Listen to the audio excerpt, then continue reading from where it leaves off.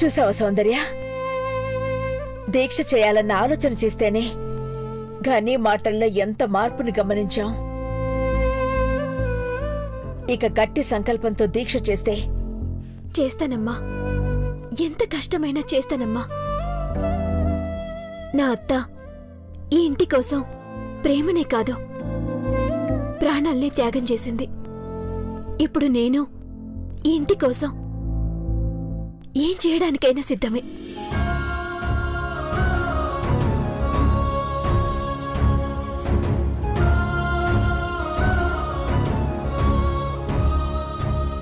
గట్టి సంకల్పానికి కానిదేదీ లేదమ్మా.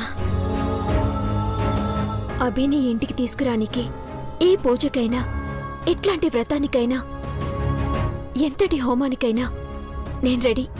నీ పట్టుదలకి ఆ దైవం తోడుంటుంది తల్లి. నీ ప్రేమను నువ్వు సాధిస్తావు. శుభం భూయాత్.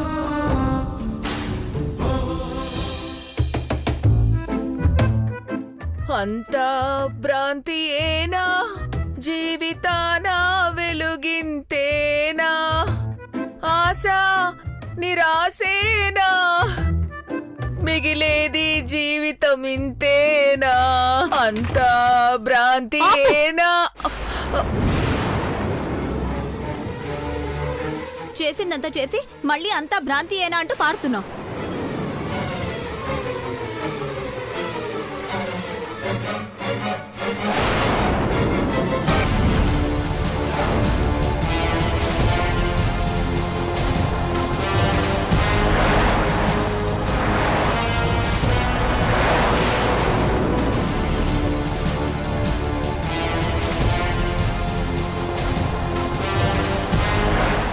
చూడవే, ఇన్నిసార్లు వేశాను, ఒక్కసారైనా 6 పడిందా? దానికెలా పడిందే 6? ఆపుతావా నీ ఆరుగోలా? చెత్త ప్లాన్లు వేసి ప్రాణాల మీదకు తీసుకొస్తావు. నాది చెత్త ప్లాన్ కాదే, దాని సంకల్పం గట్టిది. అందుకే మనకి దుస్థితి. దాని సంకల్పం ఏమిటో గాని నువ్వు మాత్రం అరటిపండు వల్చి నోట్లో పెట్టినట్టు దాని చేతికి గవ్వలు అందించి వీర వనితలా తీర్చిదిద్దుతున్నావు కదా. అది కాదే మనవరాలా, ఏం చేసినా 6 పడదంటే పడదని ప్రగర్భాలు పలికావు. చివరికి ఏమైంది? నిజంగా పడో చైత్ర, కావాలంటే నువ్వు వేసి చూడు. ఇదిగో.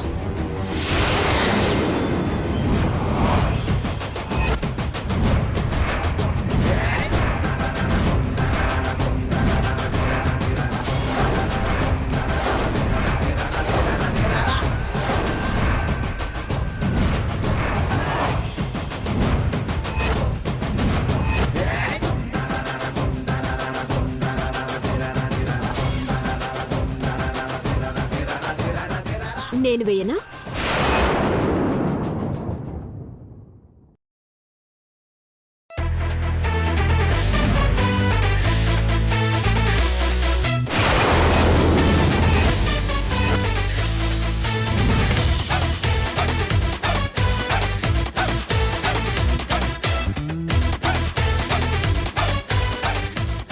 నా ఆలోచనలు నా వాళ్ళ మంచినే కోరుతున్నాయి.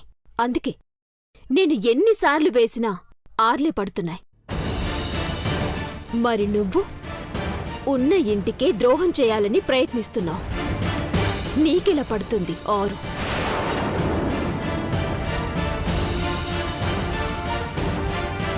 సౌందర్య, ఏం చేస్తున్నారు? చూడండి ఆంటీ, 6 పడకుండా గవ్వలలో ఒక గవ్వని పాడు చేసి తెచ్చి నా చేత 6 వేయించాలని చూస్తున్నారు. చాలే ఆపు. నేను అలా చేస్తే నీ కారెలా పడింది? ఆపండి ఆంటీ, సౌందర్య చెప్పేది నిజమేనా? ఉండవమ్మా ఐశ్వర్య, ఇంత దాన్ని అంత ఊహిస్తావు. నిజంగా సౌందర్య చెప్పినట్టు చేస్తే కింద 6 ఎలా పడింది? ఈ సౌందర్యకి ముందు నుంచి నేనంటే గిట్టదు. అందుకే లేనిపోని అబాండాలు వేస్తోంది. గిట్టంది సౌందర్య కాదు, నీకు.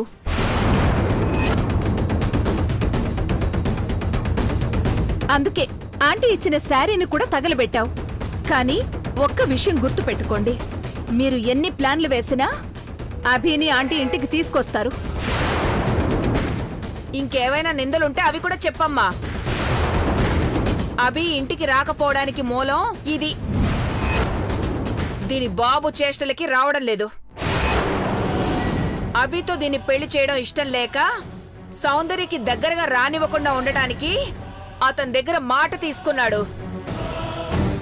అన్నీ తెలుసుకుని మాట్లాడితే మంచిది చిన్న కోడలా. ఎందుకంటీ భవానీదే తప్పన్నట్టు అందరూ అలా మాట్లాడతారు? చైత్ర, నువ్వు ఆశపడేదేంటో నాకు తెలుసు. అది నెరవేరి ఎప్పటికీ ఇంటి మనిషిలాగే ఉండాలంటే మీ భవానీ మాటలకి వంత పాడుతూ తప్పుదారిలో వెళితే ఎప్పటికీ నెరవేరదు.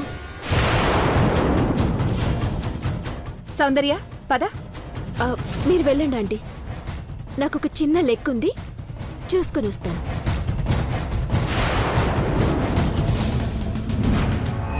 ఆంటీ, ఇంట్లో అందరూ కలిసిమెలిసి ఉండాలని మీ తప్పులన్నింటినీ క్షమించారు అఖిల ఆంటీ. కానీ మీరు మారకుండా ఇలాగే ప్రవర్తిస్తే విసిగిపోయిన ఆంటీ మిమ్మల్ని కలుపు మొక్కల్లా ఇంటి నుండి పీకి పారేస్తే మీ గతి ఏమవుతుందో ఆలోచించుకోండి. అసలు నేనేం చేశాను ఐశ్వర్య? మీరేమీ చెయ్యకపోతే వచ్చే నష్టమేమీ లేదు. కానీ మీరు తప్పు చేశారని ఆంటీకి తెలిస్తే ఆది పరాశక్తి అవతారంలో చూసే ధైర్యం మీకుందా?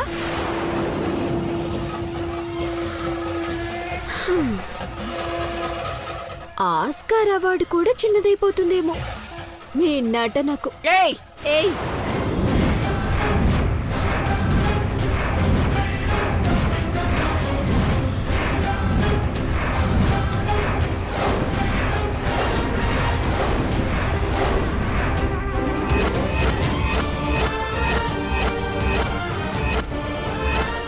ఏం చేయలేవు నాన్న. మా అయ్య అమ్మని అడ్డం పెట్టుకొని నా జీవితంతో ఆడుకోవాలనుకున్నారు. నాకా దేవుడి దయ్యుంది. నా సంకల్ప బలంతో మీ ఎత్తుల్ని ఎలా చిత్తులు చేయాలో నాకు తెలుసు. ఇంట్లో ఉన్న విషపురుగుని వదిలేసి మరెవరో అభి మనసుని విషపూరితం చేసిండ్రని వెతుకుతున్నారు. 24 గంటలు తిరిగేలోపు నీతోనే నిజాలు కక్కిస్తా. కాచుకో భవానీ బామ్మ.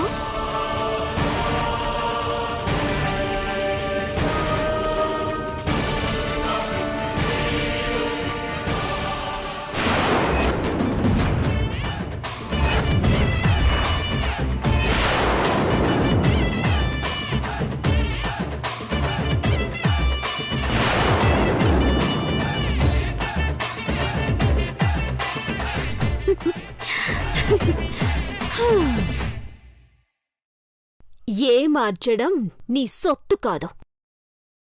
నేను మొదలు పెడితే ఇదిగో ఫలితం ఇలాగే ఉంటుంది.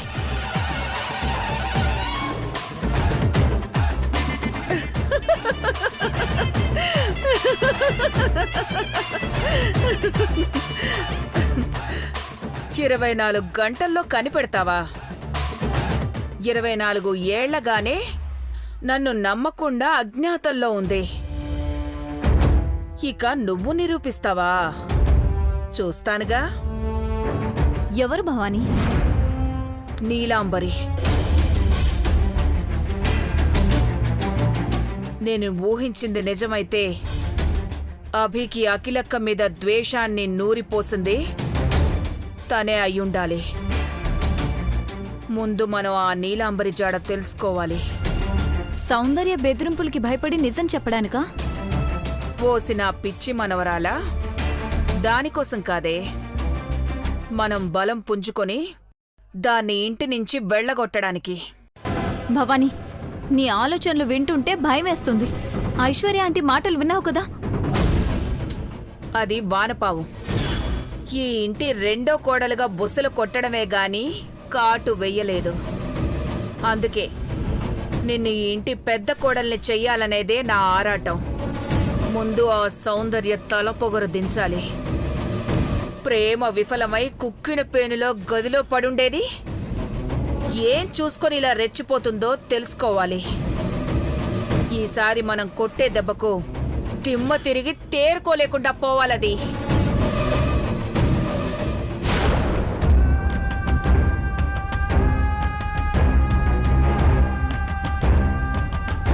రే అభి ఎంతసేపు రా? అందరికీ అన్నీ నచ్చాలంటే కాదు కదా. అవుతుందిరా. వాళ్ళకి కావాల్సింది వాళ్ళకి ఇచ్చినప్పుడే మనసు ఆనందపడుతుంది, ముఖంలో చిరునవ్వు చిందులేస్తుంది.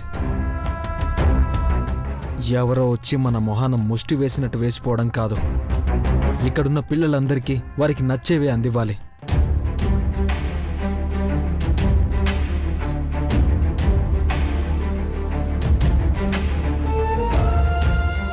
సూర్య, ఇదిగో ఈ షాప్లో కిడ్స్ బట్టలు ఎంత బాగున్నాయో. నెంబర్ తీసుకుని కాల్ చేసి ఇక్కడికి రమ్మను. అభి అక్కర్లేదు అభి. ఏంటి బాబాయ్ నువ్వు అనేది? అవునభి, ఇప్పుడు నువ్వు చెప్పినట్టుగానే ఒక షాపు వాళ్ళొచ్చి పిల్లలకి నచ్చిన బట్టలు ఆర్డర్ తీసుకుని వెళ్లారు. ఎవరు చెప్పారంట? తను ఎన్ఆర్ఐ అంట. ఎన్ఆర్ఐ అంటే మేడమా సారా? మేడమే అభి. ఆవిడ మిమ్మల్ని కలవాలని ఆశ్రమానికి ఫోన్ చేశారు. నన్ను కలవాలని ఫోన్ చేసిందా? వాస్తవానికి ఆమె నన్ను కలవడం కాదు, నేనే తన్ని కలవాలి. ఇలాంటి వాళ్ళ కోసమే ఎన్నో రోజులుగా ఎదురు చూస్తున్నాను. తను ఎందుకు వచ్చిందో? తను అమ్మా ఫౌండేషన్ నుంచి వచ్చింది బాబు.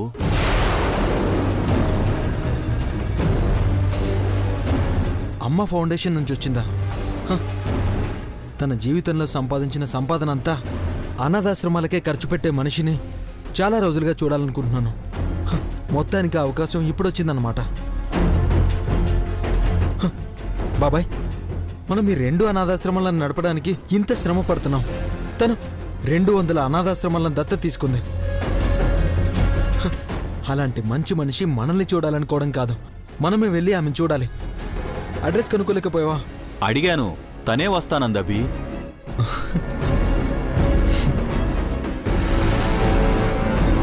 నాకు చాలా హ్యాపీగా ఉంది బాబాయ్. అంతమంది పిల్లలకి అమ్మగా ఉన్నా ఆ అమ్మని చూడబోతున్నందుకు చాలా హ్యాపీగా ఉంది. బాబాయ్, తను మన దగ్గరికి రావడం కాదు, మనమే వెళ్దాం. ఎక్కడుందో ఏమో ఫోన్ చేసి కనుక్కో బాబాయ్. అలాగే బాబు. హలో,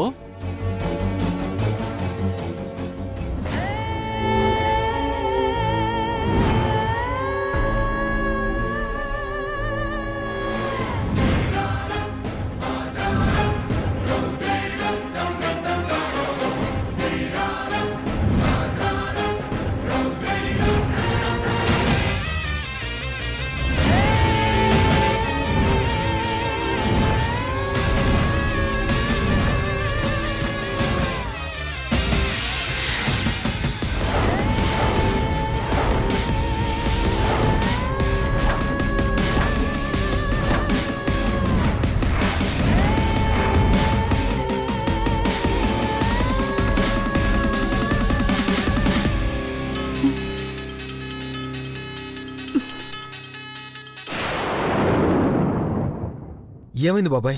కొంచెం బిజీగా ఉన్నట్టుంది, ఫోన్ కట్ చేసింది బాబు.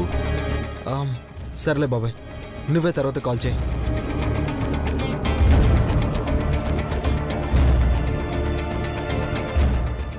చెప్పు, ఆ బిడ్డ ఎక్కడా? నువ్వు తీసుకెళ్ళిన బిడ్డ ఎక్కడా? నువ్వు తీసుకెళ్ళిన ఆ బిడ్డ ఎక్కడా? నాకు తెలియదమ్మా. మీరు ఏ బిడ్డని గురించి అడుగుతున్నారు, ఎవరిని గురించి అడుగుతున్నారు నాకు తెలియదమ్మా.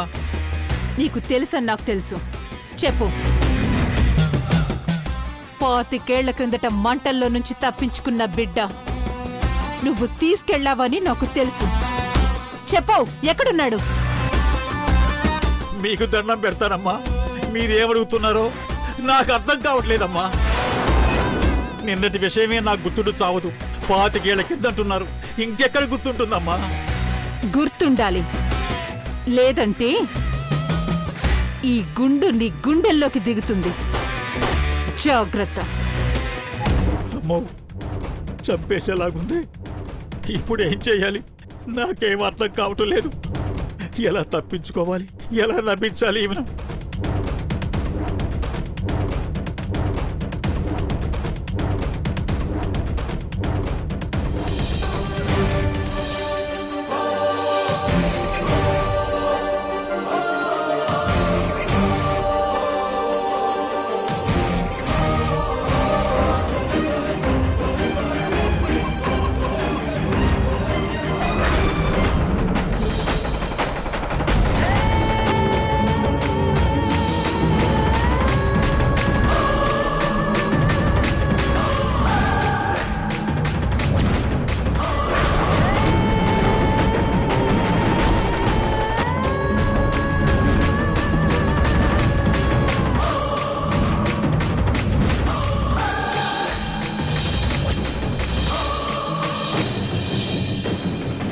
నీలాంబరి మేడం చంపేశారు కదండి. కన్ను చూసేసరికి వెన్నులో వణుకు పుట్టింది. అయినా మీరు ఫారెన్ నుంచి ఎప్పుడొచ్చారు? వచ్చి రాగానే నన్ను చంపాలనుకున్నారా? లేదు భిక్షపతి, మంచి పనులు చేసేవారు జాగ్రత్తగా ఉండకపోయినా పర్వాలేదు. చెడ్డ పనులు చేసేవాళ్ళు తన నీడని కూడా నమ్మరు. అందుకే నీ నమ్మకాన్ని పరీక్షించాను. నీకు నాకు మాత్రమే తెలిసిన ఆ రహస్యాన్ని బయట పెడతా అనుకున్నారా మేడం? ఆ రహస్యంగా ఉన్నంతసేపే నీకు జీవితం. అది బయటపడిందంటే నీకు బతుకుండదని తెలుసు. నీడను నమ్మని నీలాంబరదేవి నన్ను నమ్మింది. నమ్మక ద్రోహం చేస్తే నేను ప్రాణాలతో బ్రతికుండనని నాకు తెలుసు. కూటికి లేని నన్ను కోట్లకు అధిపతించేశావు. నీ రహస్యాన్ని బయటపెట్టి నా చావు నేను కొని తెచ్చుకుంటానా నీలాంబరి మేడం? నడమంత్రపు సిరి అంటారు కదా, అడ్డగోలుగా సంపద పెరిగేవాడికి మెదడు పంచేదంట. డబ్బాసతో ఎవరికైనా అమ్ముడుపోయావేమో అనుకున్నాను. నేనెవరో నాకే తెలియనంత కొత్తగా బతుకుతున్నాను మేడం. ఫారం నుంచి మీరు వచ్చారు అంటే ఏదో గట్టి పని మీదనే వచ్చుంటారు.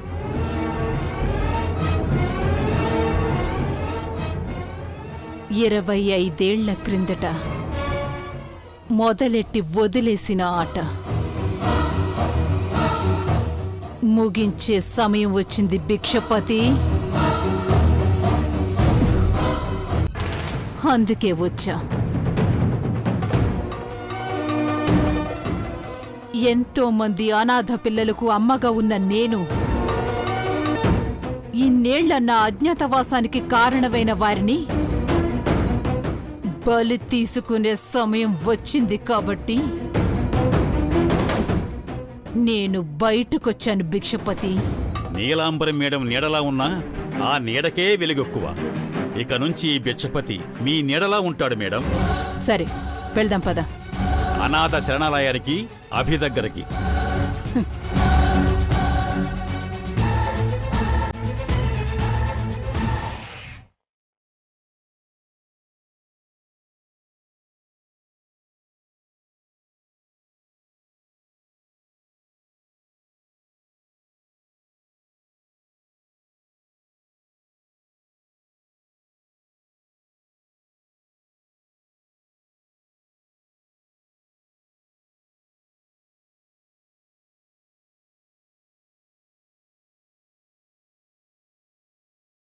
అభి, ఆ కుటుంబంపై నువ్వెంత కోపంగా ఉన్నా నీ మనసులో ఏదో ఓ మూలన ప్రేముంది. అందుకే ఈ ఫోటో ఇంకా ఇక్కడే ఉంచావు. మన ప్రేమకి అర్థం, పరమార్థం ఉండాలంటే నేను చేయాల్సిన ముఖ్యమైన పని నిన్ను ఆ ఇంటికి చేర్చడం. నీలో ఆ ఇంటిపై ఉన్న ద్వేషాన్ని ప్రేమగా మారుస్తా.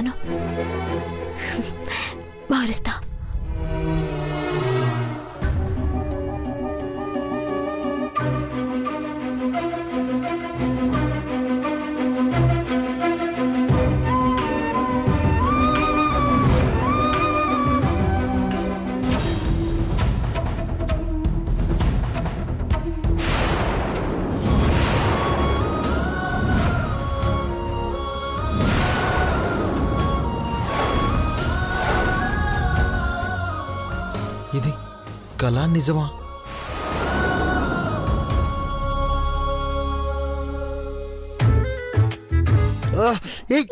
కల కాదు, నిజం. ఏ ఎందుకట్లా అంటున్నావు? ఎప్పటికీ ఇట్లా ఇక్కడికి రాననుకున్నావా? సౌందర్య, నిన్నిలా చూస్తుంటే చెప్పు. ఏం లేదు, చాలా హ్యాపీగా అనిపిస్తుంది. కానీ నిన్నిలా చూస్తుంటే ఎట్లా మారిపోయినా చూసినావా? నువ్వే చెప్పినావు కదా అభి, అందరి ఆమోదంతోనే మన పెళ్లి జరుగుతుందని? అది నిజమయ్యే రోజు దగ్గరలోనే ఉంది. ఎందుకంటే ఎప్పటికీ మారడు అనుకున్న గని సైతం మన పెళ్లి విషయంలో మారిపోయిండు. అన్ని మారిపోయాయి.